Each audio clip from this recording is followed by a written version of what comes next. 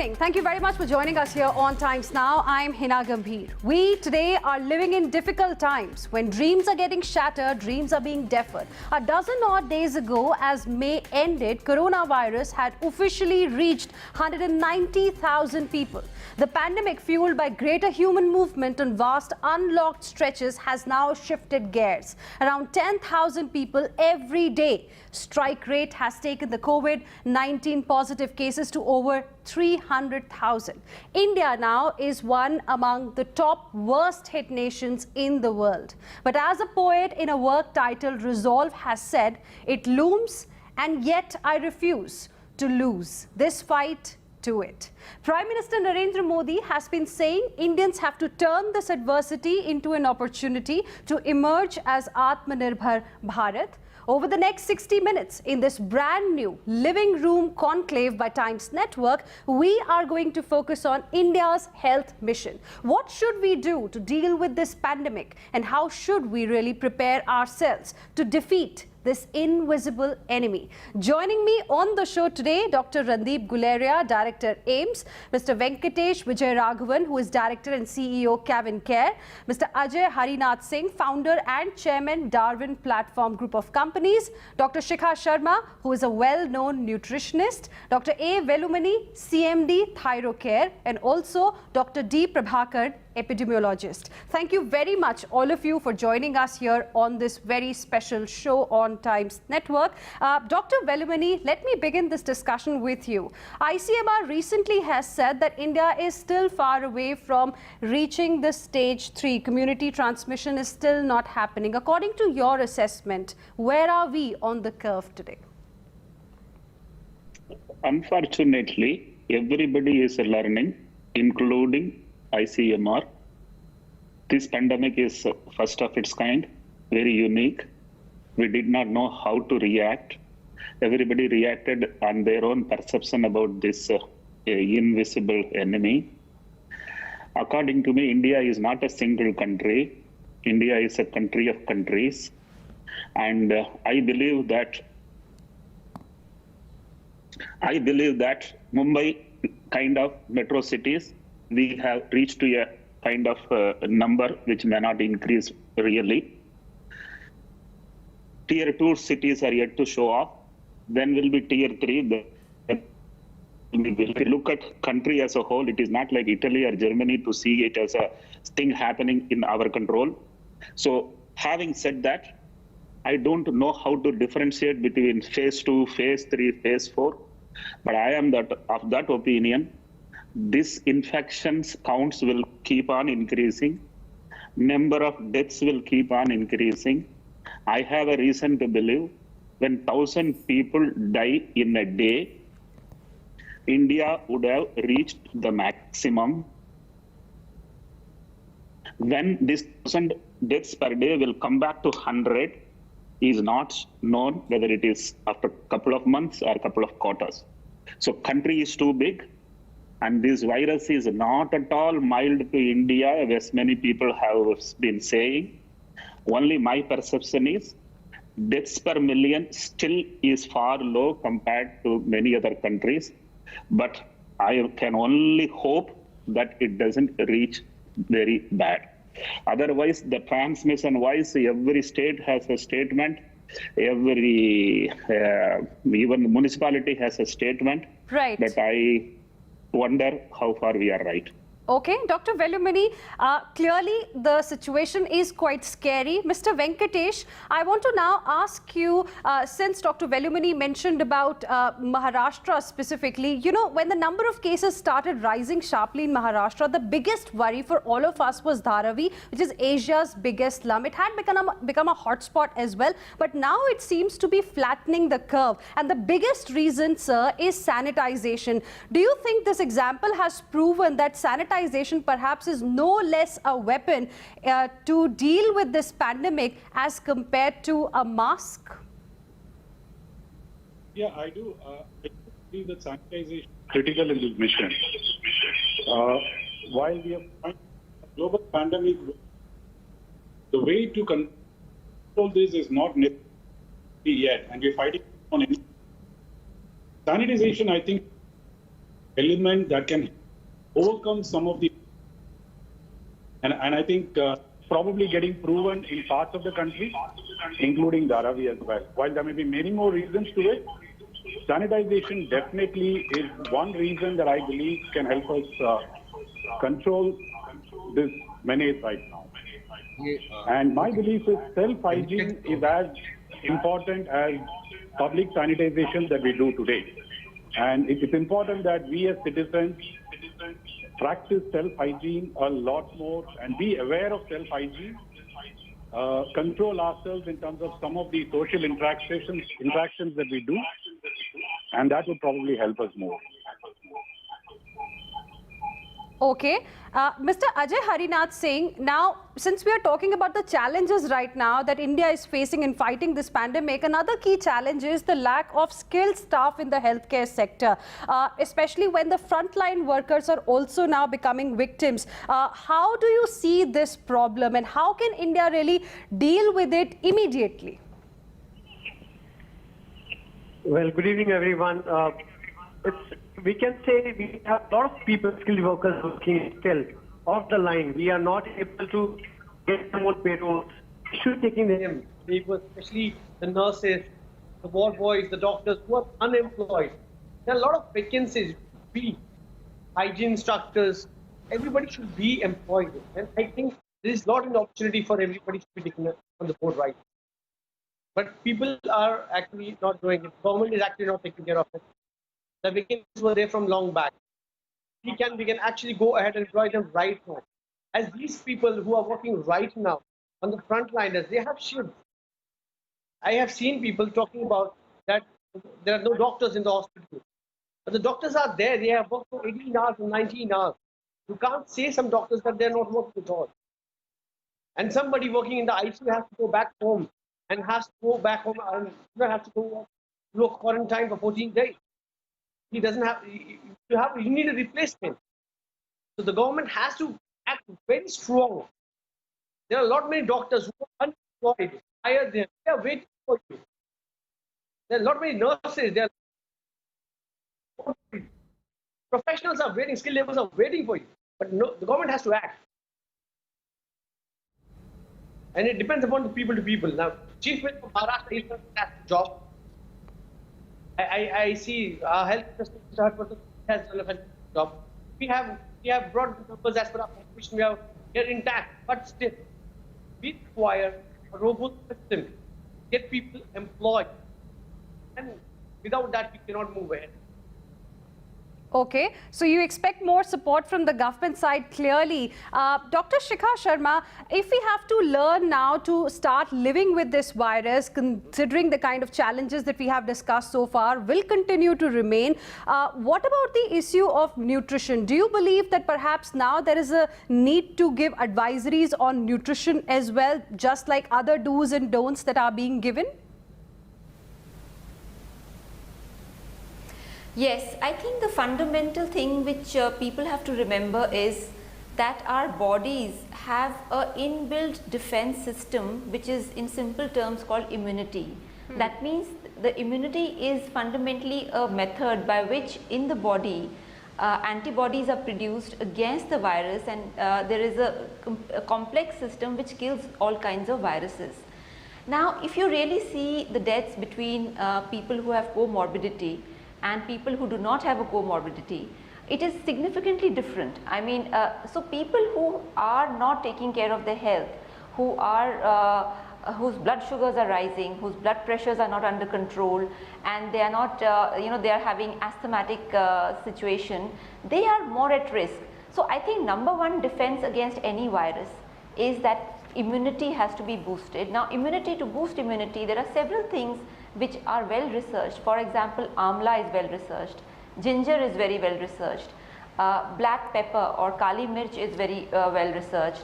Similarly, cinnamon, it is very well researched. Even drinking water in copper vessels, like copper glasses, because copper kills virus very quickly, unlike stainless steel or glass.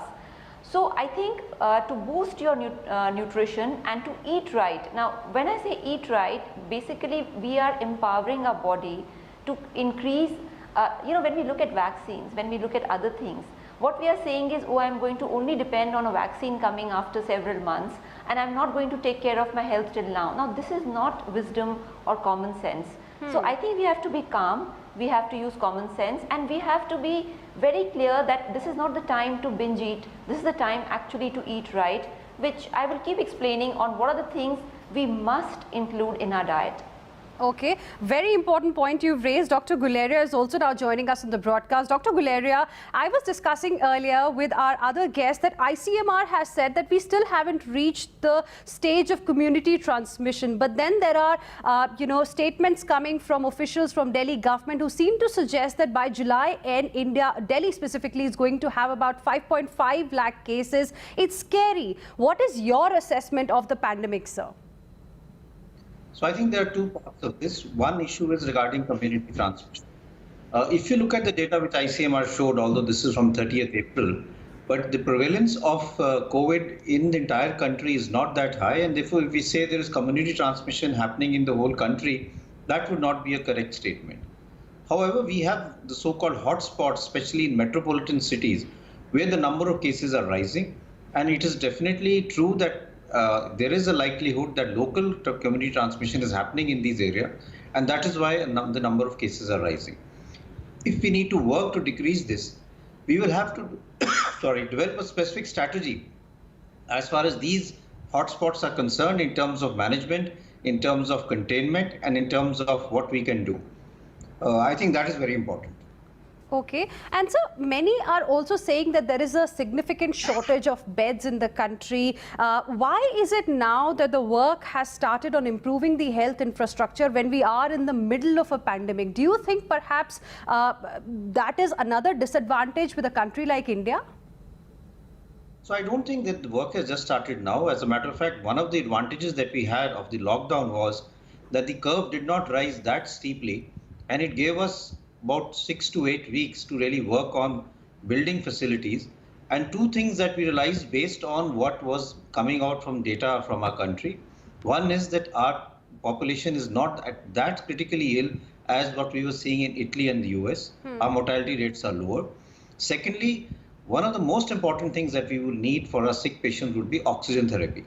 So there has been this whole focus on building COVID care centers, COVID hospitals, with oxygen available, and the COVID ICUs where ventilatory support is available. However, when we start looking at individual cities, the population density there is so much that there has to be a comprehensive planning there, because there the ratio is totally different from what you would see in other parts of the country. And therefore, we need to really see that as things start peaking in a particular city, how can we suddenly upscale our facilities, whether it be looking at constructing temporary hospitals or developing other strategies, because a large number of our patients have mild illness. At AIIMS, we have now close to 800 patients admitted, and we are now looking at strategies where we can send them home early if they are stable, only admit those who really need to be admitted, and encourage patients to be at home and develop a system of teleconsultation, and so that you can follow them up regularly at home, but they don't need to come to hospital. At the same time, they feel that it's not that they've been sort of left abandoned, and they are being followed regularly for any symptoms. And if they have any problem, they can immediately come to the hospital for admission. So one will have to develop outside the box strategies for this increasing number. But I think a lot of things need to be planned urgently because of the fact that the numbers are rising significantly in many of the metropolitan cities. Two important points you've raised, Dr. Guleria. Out of the box strategies, need of the hour, need to plan things urgently. Dr. Prabhakaran, what do you suggest? Because our cases are rising by about 10,000 new cases per day, and India is moving up the ladder of the worst affected COVID countries in the world. It is not something that we can really be proud of. Right. Thank you, Hina, for having me on this show. I just want to put a few things in perspective. First is the annual number of deaths in India is close to 10 million or 1 crore. So given that, if you calculate it on a per day basis, it's around 25,000 deaths per day all across India. And a large majority of those deaths are related to non-communicable diseases, particularly cardiovascular disease, cancer, and so on. So I'll come to that point because that's important, that we need to keep a focus on that. And we need to destigmatize this particular disease, as what Dr. Guleria said, that there are a lot more milder cases who can be treated at home. So in terms of what we need to do is, I think there are a few things that people have already started doing. One is the use of telemedicine or a telehealth platform in taking care of people. But there is a problem of inequity there, because in rural areas and people who do not have such facilities, what can we do? So there one could think of what we call as role delegation or task shifting, and train community health workers actually to contact these people and help them in terms of contacting the hospitals or their healthcare providers. Then the second problem that arises with for people is, how do we distribute drugs to them? How do you get the medicines to them? So I think we require some kind of out-of-the-box thinking again in terms of giving some kind of novel supply chain mechanisms to get drugs to them. The third is, how do you triage people when they come? How do you actually, get people, there are these COVID centers, there are these COVID hospitals, but many hospitals are non-COVID. How do we really triage and identify those people with COVID and those people who have an emergency which is non-COVID? So I think we require some mechanisms for that. I'll come back about other things, like, for example, as we move along, if there is going to be a second wave later on, how do we include NCDs in the protocol, in the emergency protocol? These are some of the things we need to think through and address. Okay, those are very important points you've raised, and in a way they give us a sense of, the solutions that perhaps we can consider going forward. Dr. Velumani, now, there is going to be a requirement of participation from the private sector as well in a big way. How do you think private sector can really help in dealing with this situation along with the government? Because government has been working overtime. Now support is needed from other stakeholders as well. I think private has been in, and private has been actively in both laboratories and hospitals for the last 40, 50 days. In fact, what I see is we don't have adequate preparedness in quantum wise how to accommodate those who are severely ill. And to add to that, the panic has made people to search for hospitals even before things becomes worse. And the number of beds available in the country, for the size of the country, for the size of the number of patients who may need it, that is the biggest alarming situation. If I know, if I have to go to a hospital and the hospital beds are not free, I am not worried about the disease as much as I am worried about the treatment I might get once I land in the gate of the hospital. Having said that, this virus is not going to spare anyone. Entire world population has to come under exposure. I don't think Indians can escape the exposure. Indians could have less infected per million because Indians are believed to have a better immunity. And Indians are less deaths per million because Indians have so far shown less deaths per million, will continue to do so. But 135 crores, even if the deaths per million is too little, you have too many in counts and you have to have facilities. And I believe private has been very much actively inside. But let me tell you the problem of the private. The healthcare workers who are forced to do work in COVID feel very, very disappointed, very, very frustrated because the number of hours they have to work, and they have to work with the PPE on entire day. On the top of it, a lot of pressure of the management percolates down in the pyramid to the frontline workers. So management have pressure because there are cost pressures, there are time pressures, and there is a fear pressures, pandemic pressures.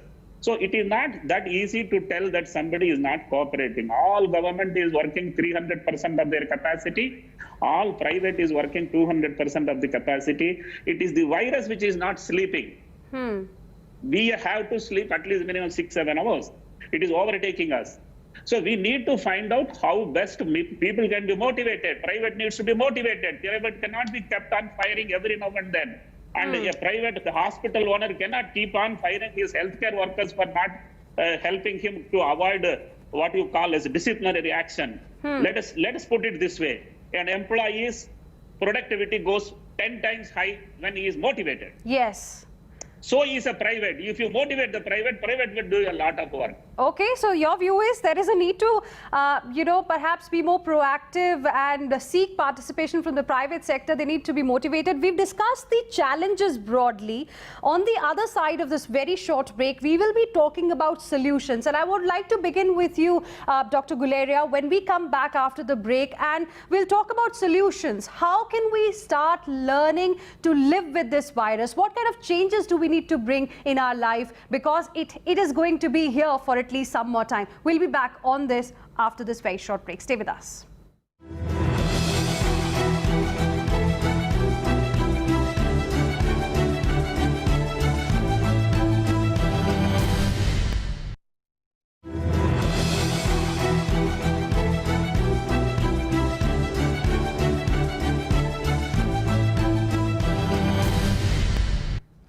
Welcome back. You're watching Living Room Conclave on Times Now, and we have an eminent panel of guests with us, and we are discussing the way ahead as far as this fight against coronavirus pandemic is concerned. What is it that we should now be doing in our lives to deal with this crisis, because it is going to stay here for some more time at least. Mr. Ajay Harinath Singh, I want to ask you, as you heard some of our guests trying to suggest that, perhaps we need out-of-the-box strategies, we need to do more to help Indians deal with this crisis. In your field, how do you think you can contribute? You've been a philanthropist as well. Are philanthropists, doing enough in this regard?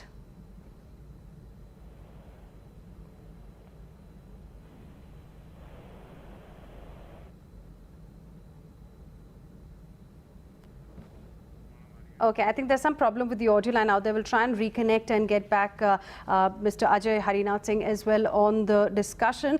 Meanwhile, Dr. Guleria, as we have discussed the challenges already, I want to focus on what next from here on. There is going to be a requirement of a large number of beds with the way cases are rising. Are we prepared, sir, to deal with this?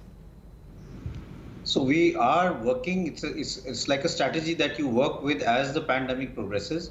And like I said, one had done a lot of work. The government had worked on creating what we call COVID care centers, COVID hospitals, COVID ICUs. But a lot depends on the numbers that rise, and the strategy will have to evolve as the numbers change. And remember, these are areas which are different. The whole country will behave in a different manner.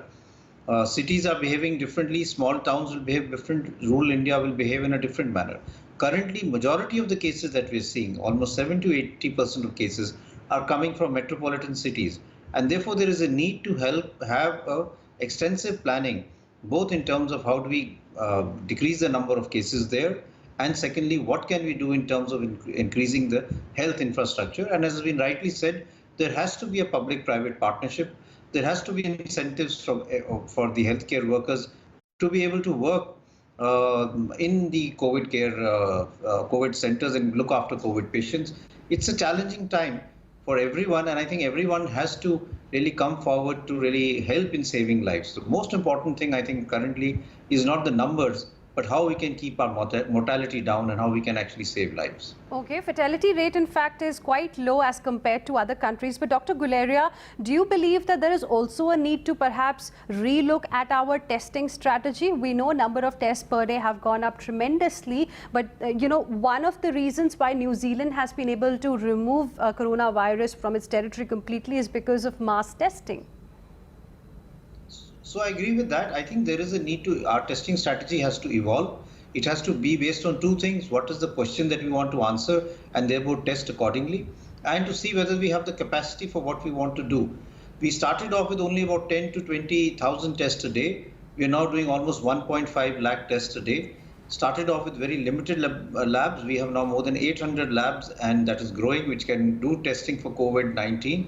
And therefore the capacity has increased tremendously. I do agree, as the capacity increases, we become more open, so that especially in the hotspots or in the areas where the number of cases are rising, we're able to really detect cases early, be able to isolate them, and thereby prevent the transmission of disease and thereby decrease the number of cases. So testing is an important strategy which needs to evolve and be possibly slightly different in areas where you're having the hotspots as compared to the rest of the country.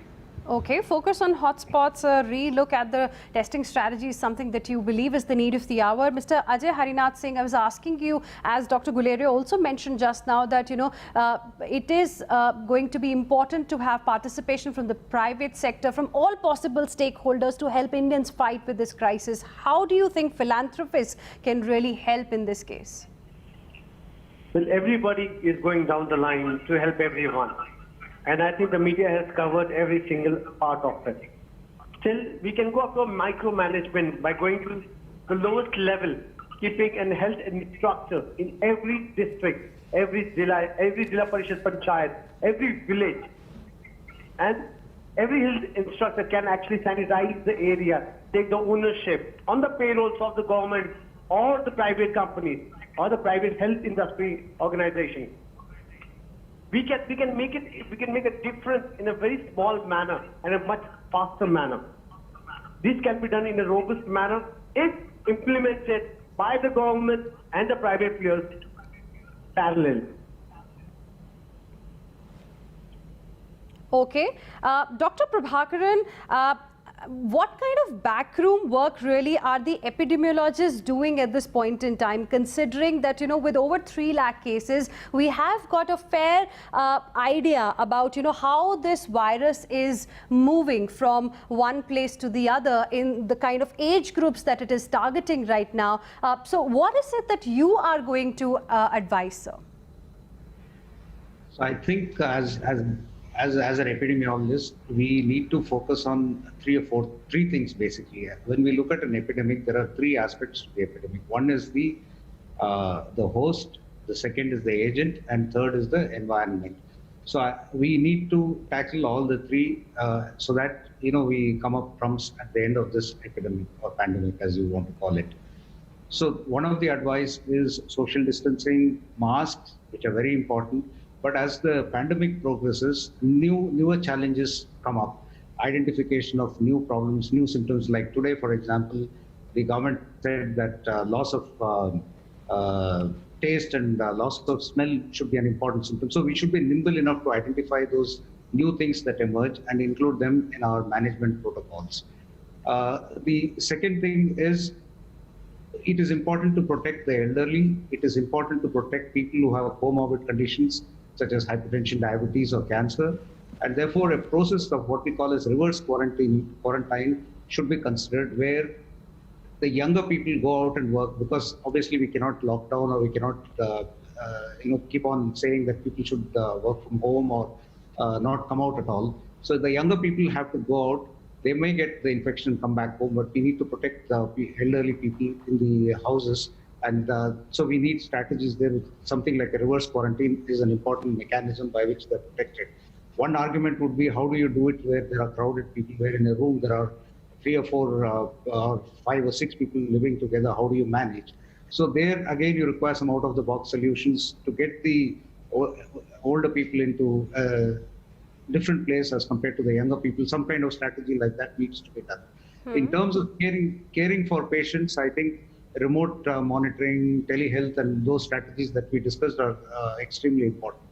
In terms of the host, that is the patient themselves, improving immunity, as what Dr. Shikha said, or maintaining the lifestyle. I mean, if you're a smoker, avoid smoking. If you consume alcohol, avoid consume alcohol. Those are the kind of simple things that can be done to reduce your risk of getting the illness.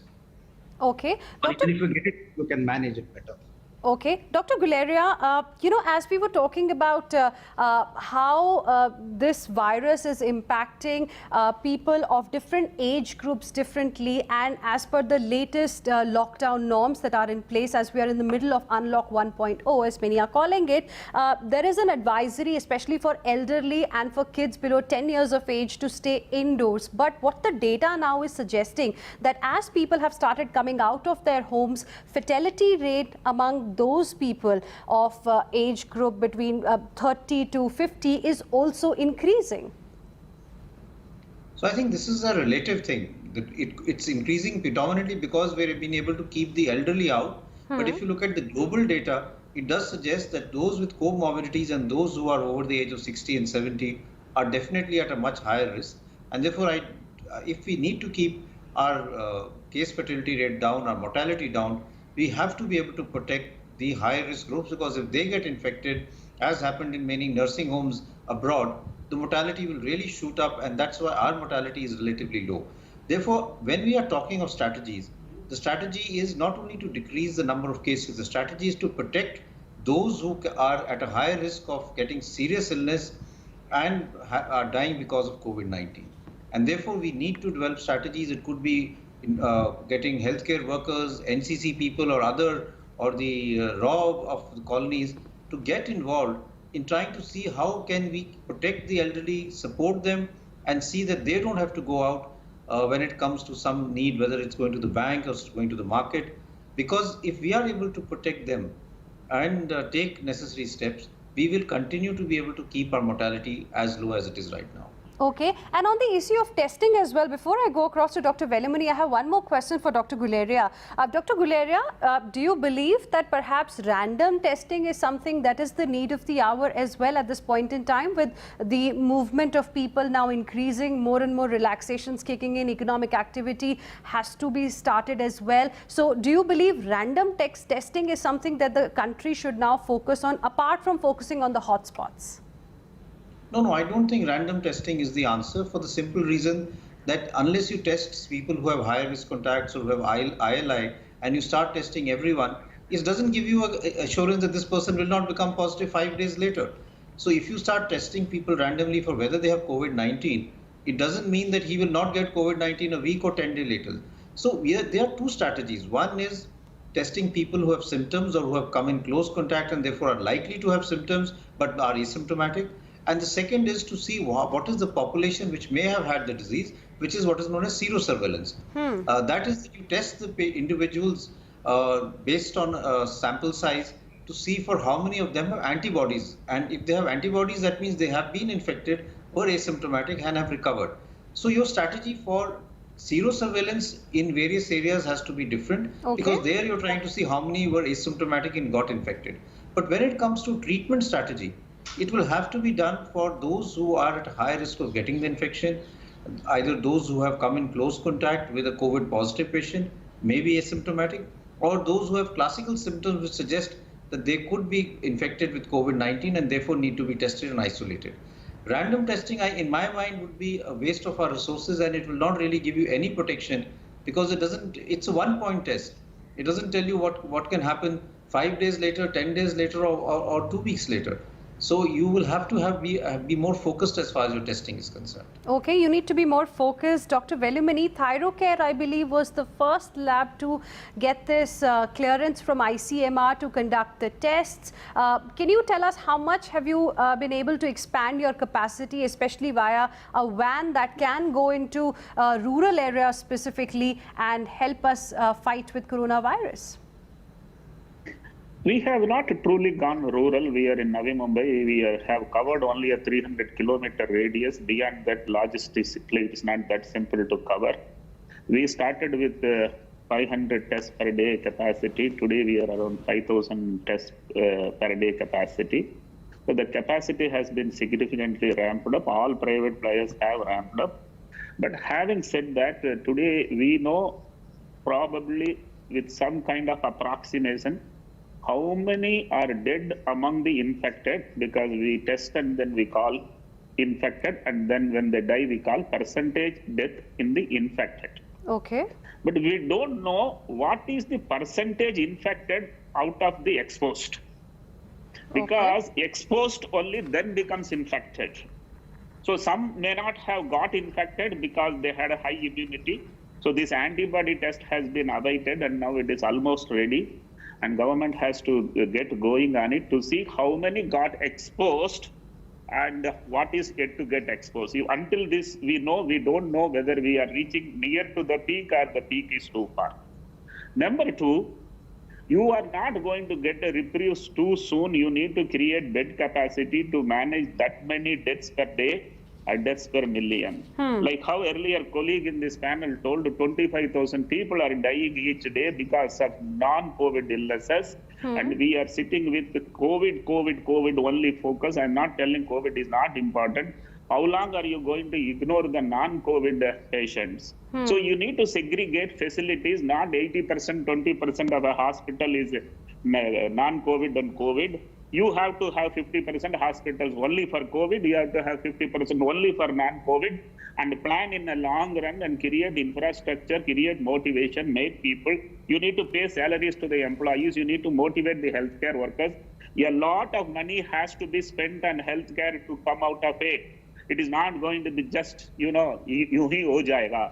When we were told 21 days, if you sit at home, then we will be getting rid of this menace. How many lockdowns are over? Even 21 lockdowns cannot sort out without adequately pumping in funds into healthcare as a sector. Please infuse sufficient money. Please motivate the entire healthcare, working, non-working, retired, still studying, nurses, paramedical, everyone. There is a solution. That is the only way, and it has to go through that. Very interesting. In fact, Mr. Venkatesh, clearly all the people, all the stakeholders have to come together to help India defeat this invisible enemy, as we've been calling it, coronavirus pandemic. And sanitization has emerged as a very crucial weapon. What should be the sanitization levels, according to you, in the country, like we are talking about testing levels in the country? So as one of the eminent panelists were talking about, I think the testing strategy depends on what question are we trying to answer. Probably rather than looking at it that way, I would probably look at it from a perspective of saying, what can sanitization help us do, or what can sanitization help us avoid in this whole game? As a lot more of people work on the administrative side to bring things under control. So my view, I think, is two things, as I said. One is, of course, personal hygiene. And the second one, I think, is sanitization, I think, plays a very big role in terms of being able to the limited knowledge of the common man that I have, sanitization brings in a lot more ability to control at least future risks that we carry with us. Now, that could be on public sanitization, that could be on private, at your home. Okay. But my belief is that that's a very important part of the game. And I look at it as what can the common man do? What can the administration do? While a lot of discussions definitely would happen around the administrative side, I think as common men, as common people, there are certain things that we would probably need to look at so that we could do our bit to help in this scenario. And in my view, sanitization is one of them. And of course, there's the other one that one of our panelists talked about is immunity. I think there are two things that as common people, if we were to look at it, that would be of help, definitely to at least tide over a bit on this crisis that we have today. So personal hygiene is going to be very, very important. Apart from that, immunity is going to be very critical as well. We're slipping into a very short break, but when we return, we'll talk to Dr. Shikha Sharma about how to boost immunity at this point in time when we are in the middle of this pandemic. We'll be back after this very short break. Stay with us.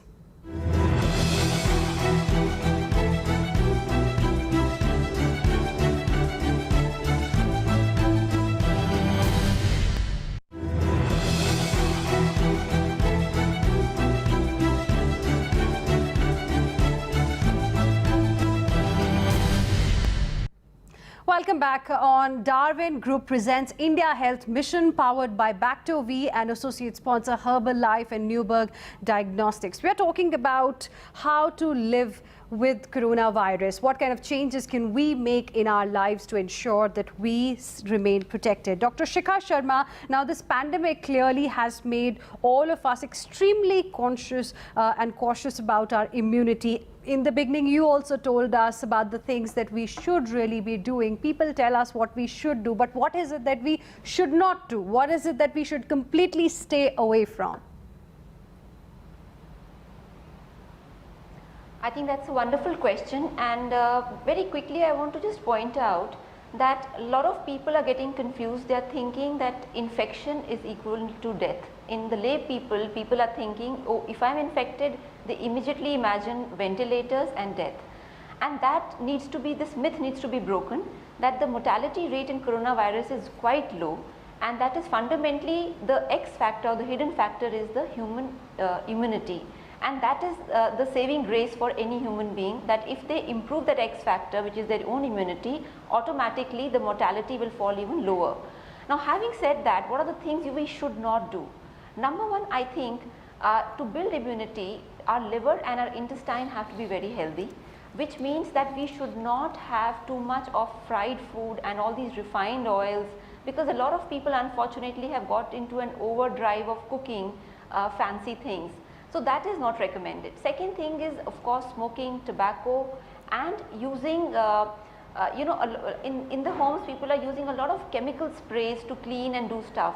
I would really recommend, please do not use any chemical sprays, because that would have a negative impact on your own lungs. Because when we use pesticides, when we are using like for termite control and all that, please stop all that right now. Do it much later when when your lungs can handle it. Number 3, which is equally important, is what are we doing in terms of boosting our multivitamin intake. For example, vitamin C needs to be taken in bigger doses, and we can take, of course, natural sources of vitamin C, which is amla, which is an excellent source. We can even use some of the recipes which are being published by Ayush and many government departments, which have dalchini, which have ginger, which have turmeric. Turmeric has emerged as one of a wonderful fight against many viruses, and I'm sure this will help against this virus too.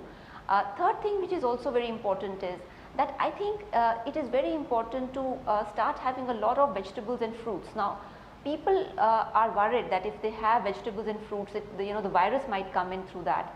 Firstly, when you are cooking vegetables, there is no virus which can survive cooking.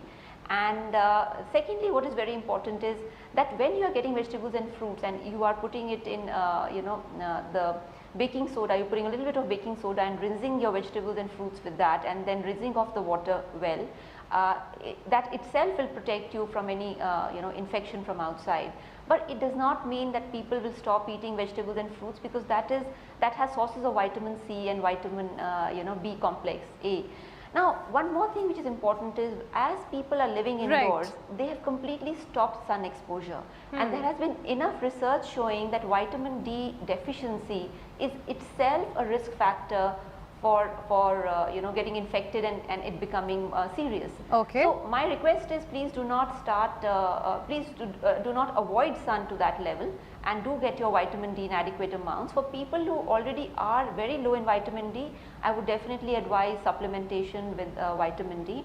So these are the things which, like I said, the hidden factor, the X factor, which means that even if you get infected, if your your immunity is high, the mortality is going to be very low, and it is that's a very important piece of advice, Dr. Shikha Sharma, that you've given to our viewers today. Now, I also want to ask my other panelists as well, very quickly, what is that one piece of advice they will like to give to our viewers? How can we protect ourselves? How can we start learning to live in this kind of a pandemic? Let me begin with you, Mr. Ajay Harinath Singh. You won the Global Indian of the Award as well last year. What is going to be your piece of advice as India is now trying to learn to live with it?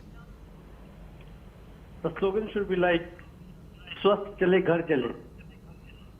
Because अगर हम स्वस्थ हैं तो हम घर पे सही रहेंगे.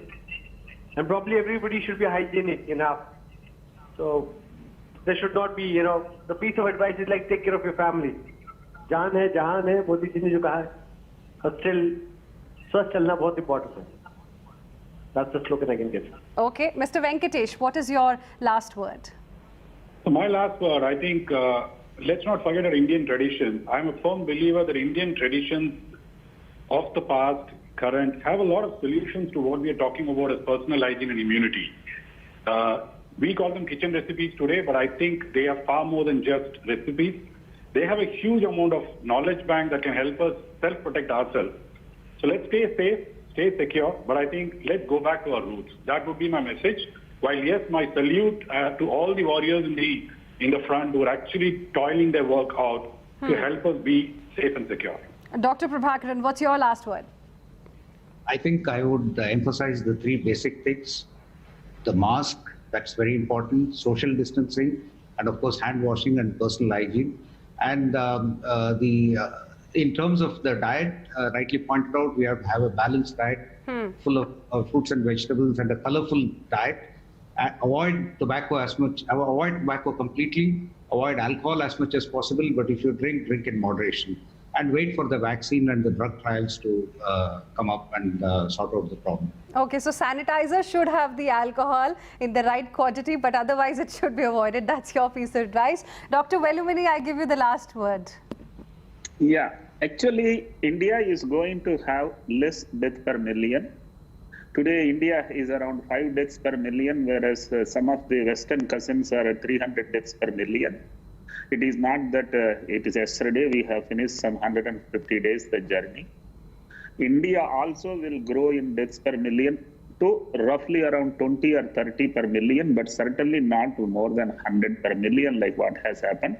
So that is one thing we can feel little relaxed about, number one. Number two, I think it is very simple, as the earlier panelist was talking, immunity plays a very great role. If you have high immunity, you will not know that you got exposed. And if you have an average immunity, you will come to know that you are infected. And if you have a low immunity, afterwards you have to get into the hospital and you can come back. And if you have no immunity, you have to go. Okay. So take care. Immunity plays a very huge role in defending yourself. Government cannot save you nothing. It is your immunity which only can save you. Yes, you have to take care of yourself. That's the message. And thank you very much, all of you, for joining us on this very special show. This was only one part of this India Health Mission that we will continue over the next couple of weeks. More on what you should do, what you can do, and other aspects will be explored next week, same time. Thank you for watching.